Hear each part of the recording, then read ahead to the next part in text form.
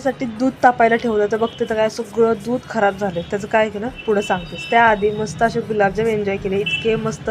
हे पूर्ण खव्यातले गुलाबजाम आहेत, त्यामुळे इतके टेस्टी लागत होते ना. तर तुम्हाला आता सांगते, चहा करण्यासाठी मी दूध तापत ठेवलं तर बघते तर काय सगळं दूध तसं खराब झालं. मग मी काय केलं, त्यात लिंबू पिळलं आणि त्याला अजून खराब केलं.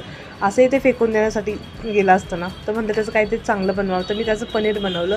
तर दुसरं काही बनवलं असतं ना तर साखर वगैरे ते गोड झालं असतं. मला तसं काही नव्हतं बनायचं, म्हणून पनीर झालं. तर तुम्ही बघू शकता पनीरसुद्धा किती सुंदर घट्ट असं झालेलं आहे.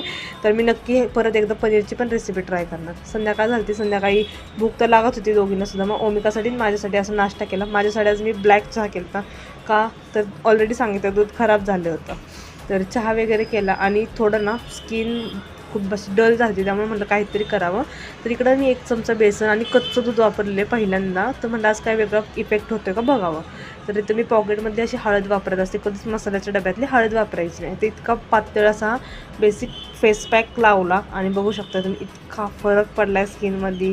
ऑलरेडी माझी स्किन आहे ना थोडीशी अशी आहेच, थोडी खराब वगैरे, पण खूप